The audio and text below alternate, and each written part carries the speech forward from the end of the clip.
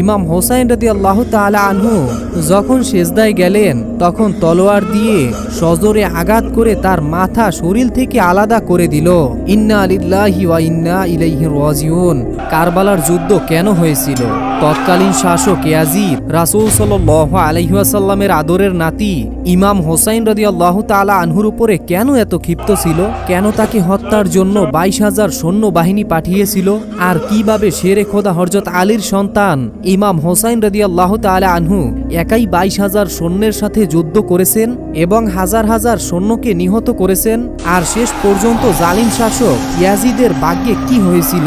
দর্শক, বিনীত অনুরোধ করছি এই ভিডিওটি শেষ পর্যন্ত দেখুন। হৃদয় আত্মাকে ইমানি স্বাদে প্রকম্পিত করুন। হযরত আমিরে মুয়াবিয়া রাদিয়াল্লাহু তাআলা আনহুর ইন্তেকালের পর তার পুত্র ইয়াজিদের কাছেই খেলাফত চলে আসে। ইয়াজিদ খুবই জঘন্য শয়তান প্রকৃতির মানুষ ছিল। সারা রাত তিনি নারী নিয়ে জেনায় লিপ্ত থাকত আর মদ খেত।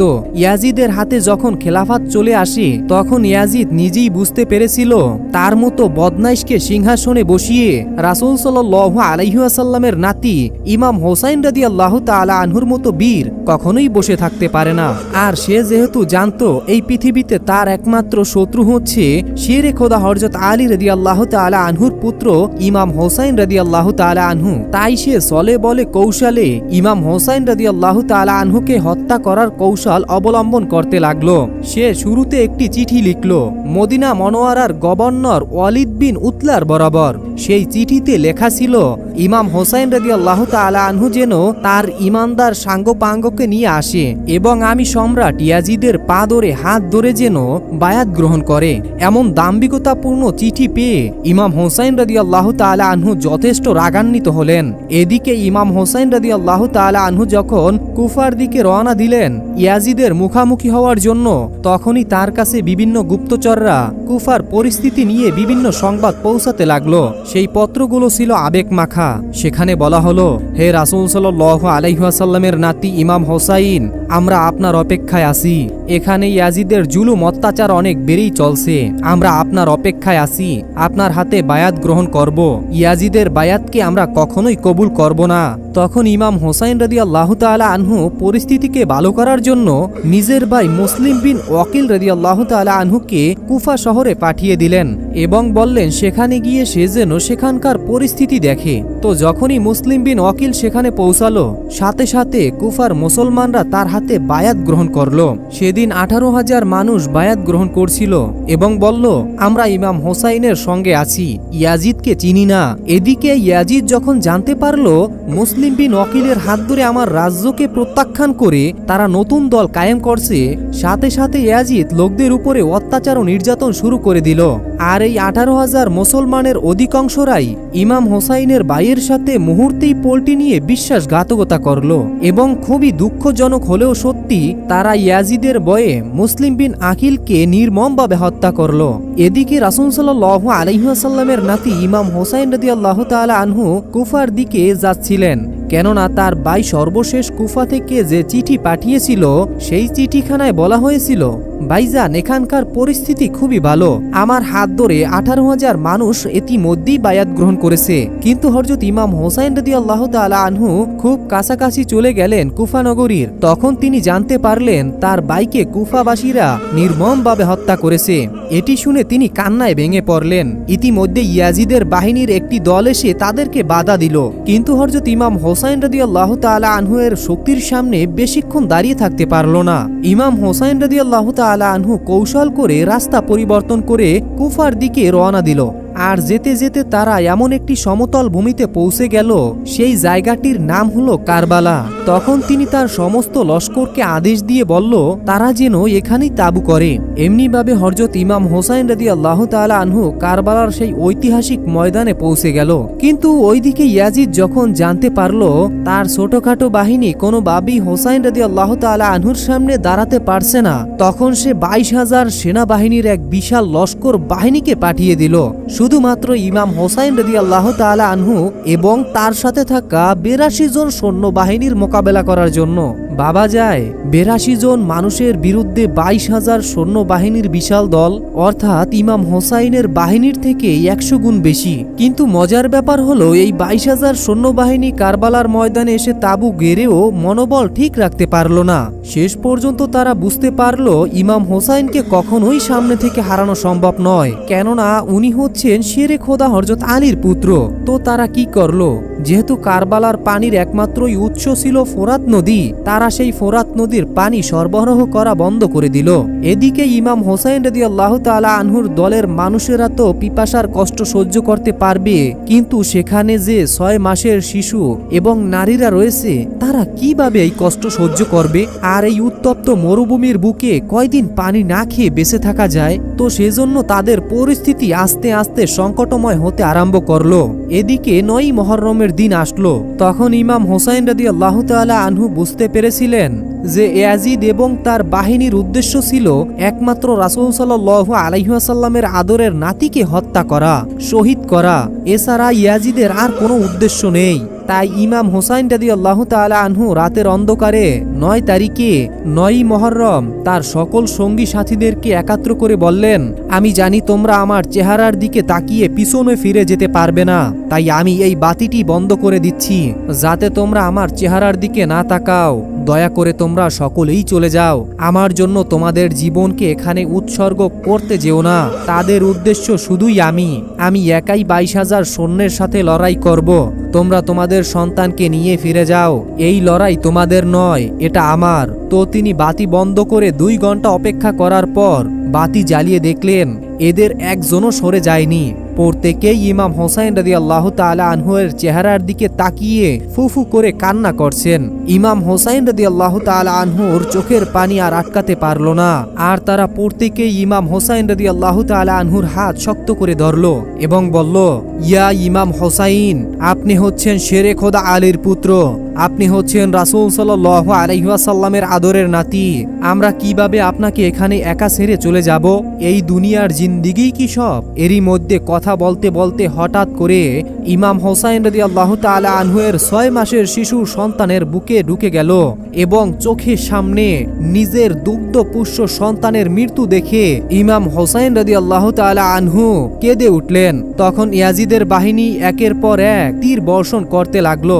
হযরত আব্বাস ইমাম হোসাইন রাদিয়াল্লাহু তাআলা আনহুর সামনে ডাল হয়ে সোজা হয়ে দাঁড়িয়ে রইল এবং এক এক করে তীর এসে আব্বাসের পিঠ জাজরা করে দিল।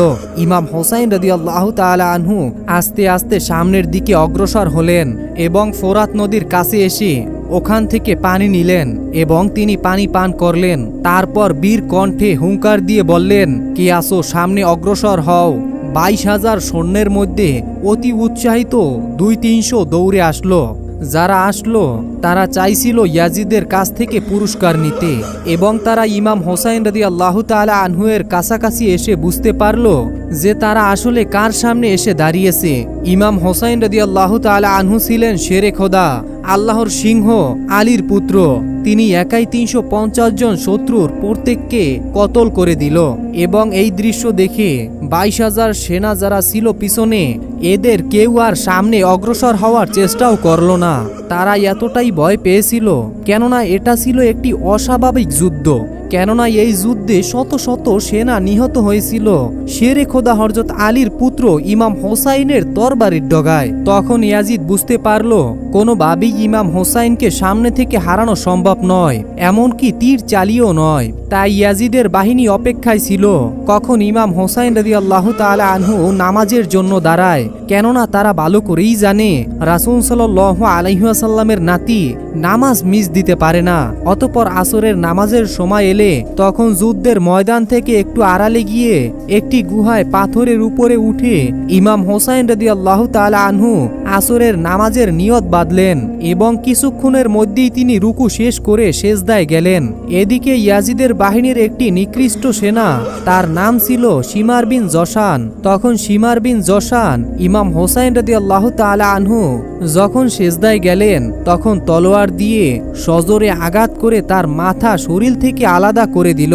ইন্না লিল্লাহি ওয়া ইন্না ইলাইহি রাজিউন। হযরত ইমাম হোসাইন রাদিয়াল্লাহু তাআলা আনহুকে শহীদ করা হলো। ইমাম হোসাইন রাদিয়াল্লাহু তাআলা আনহুকে শহীদ করার পর ইয়াজিদের বাহিনীরা তার মাথা মোবারককে নিয়ে সমস্ত গুহা শহরে ঘুরছিল এবং তার মাথায় আঘাত করে বলতে লাগলো, মুহাম্মাদের আদরের নাতির মাথা কেটে নিয়ে এসেছি, আমার কাছে তোমরা মাথা নত না করলে তোমাদের অবস্থাও ঠিক এমনই হবে। তার মতো বীরের গর্দান নিয়ে আসতে পেরেছি, আর তোমাদের গর্দান নিতে সময় লাগবে না।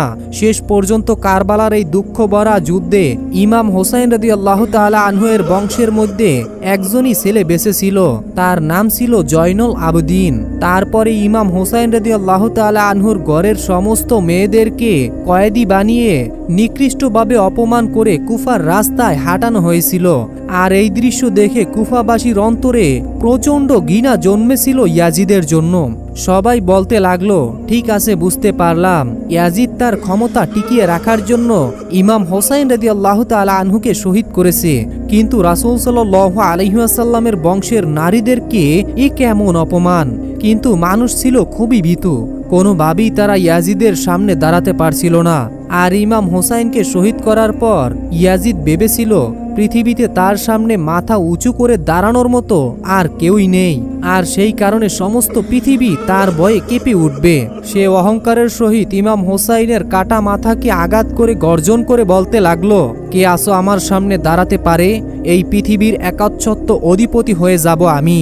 প্রিয় দর্শক, এখন আপনাদেরকে জানাবো এই পৃথিবীর একচ্ছত্র অধিপতির শেষ পরিণতি বা কি হয়েছিল। ইতিহাস বলে, যখন ইমাম হোসাইনকে ইয়াজিদ হত্যা করে ফেলে তখন সে এটাই ভাবছিল, এমন অত্যাচারের পর আরবের সমস্ত মানুষ আজীবনের জন্য তার বায়াত গ্রহণ করবে। ভয়ে হোক, ইচ্ছায় হোক, অনিচ্ছায় হোক, অথবা যেভাবেই হোক তার কাছে মাথা নত করতেই হবে। কিন্তু ওই যে রাসূল সাল্লাল্লাহু আলাইহি ওয়াসাল্লামের বংশের মেয়েদেরকে রাস্তা দিয়ে যখন টেনে হিঁচড়ে যন্ত্রণা দিয়ে মেরে আঘাত করে নিয়ে যাচ্ছিল, আর রাসূল সাল্লাল্লাহু আলাইহি ওয়াসাল্লামের বংশের নারীরা ছিল অত্যন্ত মর্যাদাবান, অত্যন্ত সম্মানিত, তাদের মুখ দিয়ে তখন খুতবা বের হচ্ছিল। এই খুতবা শুনে মৃত মানুষের অন্তর আত্মা জেগে উঠেছিল, সেটি আরো একবার নতুন করে জীবিত হতে লাগলো। আর এমনি ভাবে ইয়াজিদের বিরুদ্ধে সেদিন থেকে ক্ষুদ্র আকারে আবারও পুনরায় আন্দোলন শুরু হলো। সেই নারীদের খুতবায় সবাই বলে উঠল, ইসলাম আল্লাহ তাআলার মনোনীত ধর্ম, হযরত মুহাম্মদ সাল্লাল্লাহু আলাইহি ওয়াসাল্লাম আল্লাহ তাআলার প্রেরিত নবী, আর নবীর বংশ আল্লাহর কাছে সবচেয়ে প্রিয়। তারা নবীর বংশের উপরে জুলুম করেছে, তাদের বাদশা বলা সবচেয়ে বেশি জুলুম হবে। আর এজন্য মদিনাবাসীর মনের মধ্যে ইয়াজিদের বায়াত গ্রহণ করা অস্বীকার করলো, যারা বীর ইমানদার যোদ্ধা ছিল। সেটি দেখে ইয়াজিদ মদিনার উপরে আক্রমণ করে বসলো। বলা হয়েছিল মদিনার ভিতরে ইয়াজিদ 3 দিন পর্যন্ত লুটপাট করেছিল, এমনকি তিনি মসজিদে নববীতে নিজের গোরাকে বেঁধে রেখেছিল, যেখানে আল্লাহর রাসূল সাল্লাল্লাহু আলাইহি ওয়াসাল্লাম নামাজ পড়তেন। নাউযুবিল্লাহি মিন যালিক। আর আসহাবে রাসূলের সাহাবাদের সন্তানদেরকে যতটা পারত সে দুর্ব্যবহার এবং অত্যাচার করতে লাগলো। আর এজন্যই মক্কা থেকেও ইয়াজিদের বিরোধিতা প্রখর হতে লাগলো। কিন্তু তবুও ইয়াজিদ যেন থামার পাত্র নয়।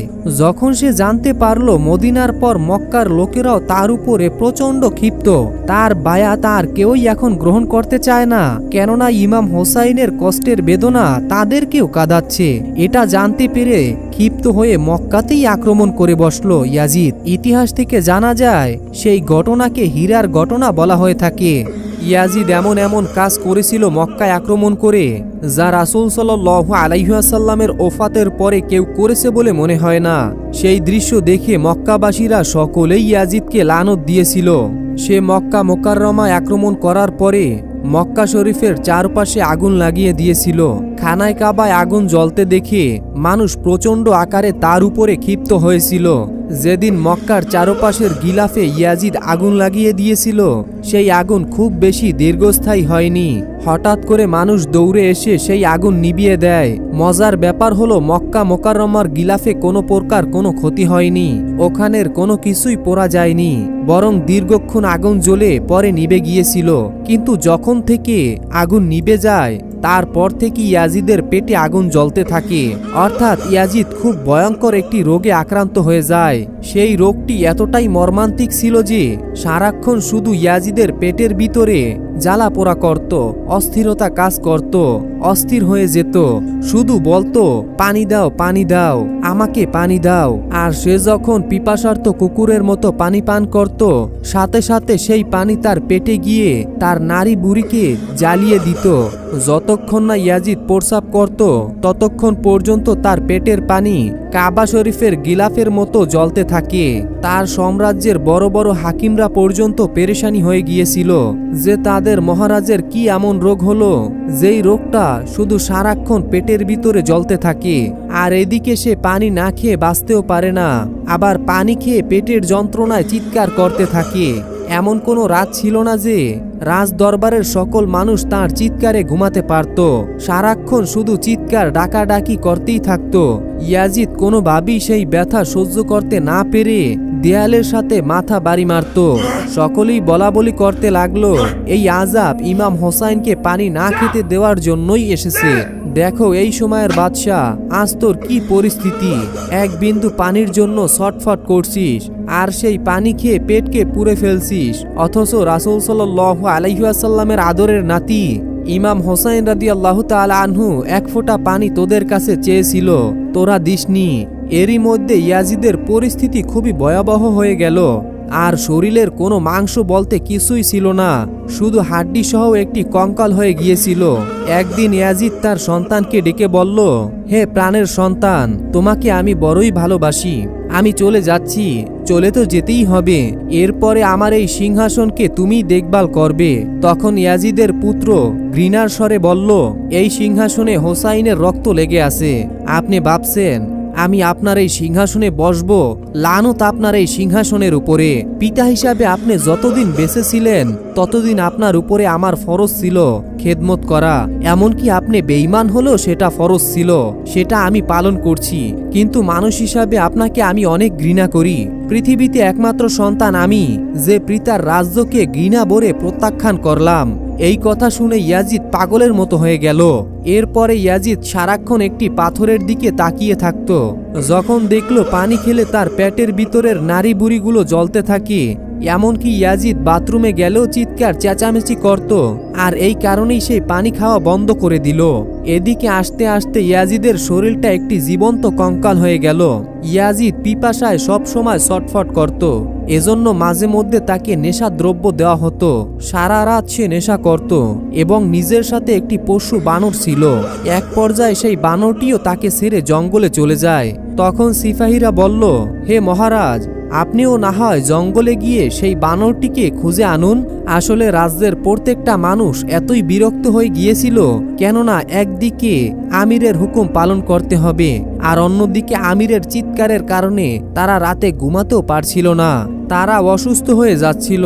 তারা সকলেই কোনো না কোনো ভাবে চাচ্ছিল ইয়াজিদ এই পৃথিবী থেকে বিদায় নিক, সবাইকে শান্তি দিক। তাই সকলেই বলল, ইয়াজিদ আপনি না হয় ঘোড়া নিয়ে আমাদের সাথে চলুন, আমরা জঙ্গল থেকে বানরটিকে খুঁজে বের করি।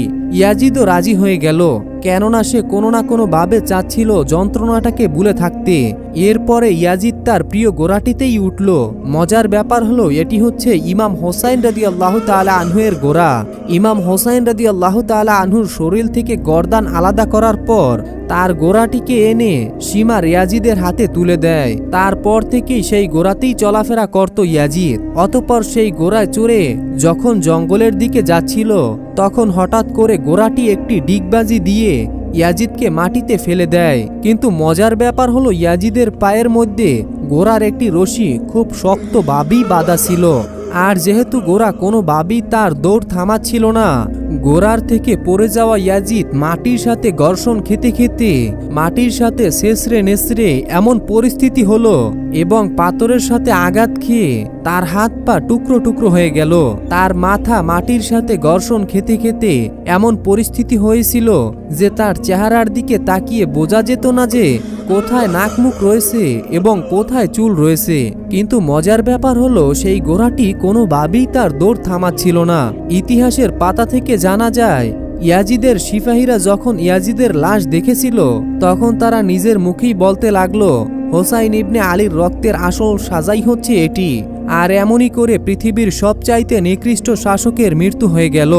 মজার ব্যাপার হলো এই ইয়াজিদের কবর কোথায় আছে, মৃত্যুর পর তার লাশের সাথে কি হয়েছিল, নাকি বনের প্রাণীরা এবং কাক খেয়ে ফেলেছিল, তার কোনোই হুদিস পাওয়া যায় না। বলা হয়ে থাকে সিরিয়ার দামেস্কের মাদুলের রাস্তাঘাটের কোথাও না কোথাও ইয়াজিদের লাশের খণ্ড অংশ ছড়িয়ে ছিটিয়ে রয়েছে, কিন্তু নির্দিষ্ট কোনো খবর নেই। আর এদিকে আল্লাহর সিংহ হযরত আলী রাদিয়াল্লাহু তাআলা আনহু এর সন্তান ইমাম হোসাইন রাদিয়াল্লাহু তাআলা আনহু এর কবর কারবালাতে আজও চমকানো অবস্থায় রয়েছে। আজও সেখানে উজ্জ্বল প্রদীপের মতো সেই কবর দেখতে যাচ্ছে মানুষ, সম্মানের সাথে এসেই কবরের দিকে তাকায়। আজও ইমাম হোসাইন রাদিয়াল্লাহু তাআলা আনহুর বীরত্ব পৃথিবীর সকল বীরদের কাছে এক আদর্শ হয়ে আছে। পৃথিবীর সকল সেনা নায়করা ইমাম হোসাইনকে নিজের আদর্শ ভাবে। মনে রাখবেন, শক্তির জোরে কুফরের শাসন কায়েম হতে পারে, কিন্তু এই জুলুমের শাসন কখনোই দীর্ঘস্থায়ী হয় না।